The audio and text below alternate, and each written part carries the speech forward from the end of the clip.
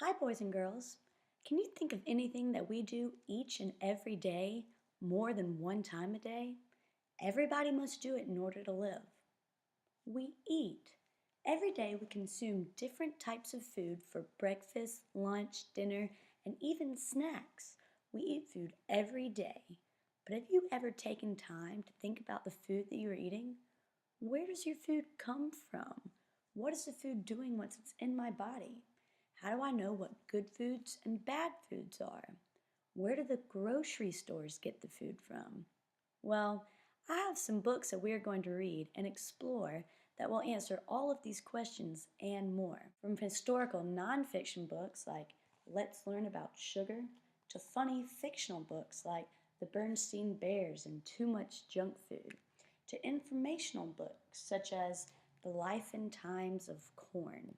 We will discover many ways that people produce and farm food, as well as what types of food you should be eating.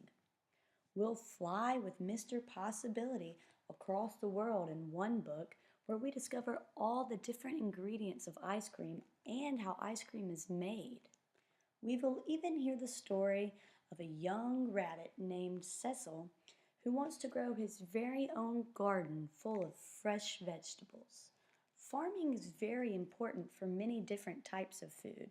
Different areas have different types of weather and land, which makes some countries more suitable for growing foods, such as rice in Indonesia, which we will read about in Rice's Life.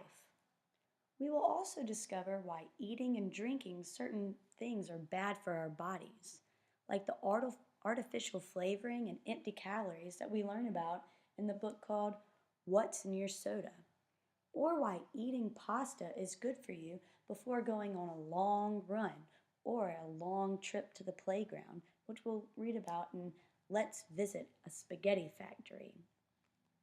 We will get to do some really fun activities too. You'll get the chance to do things like make your own ice cream, to even make some jewelry with different shapes of pasta. One of the poetry books we will read, that's called What's on Your Plate, states our journey into knowing your food best when it says, "Food is the most important stuff, so boys and girls must eat enough, but never, never overeat and grow too heavy on their feet. There's food for cats and dogs and fish, you wouldn't care to share their dish, and food for cows and food for hens who live on farms in barns and pens. There's special food for kangaroos, elephant lions, caribous.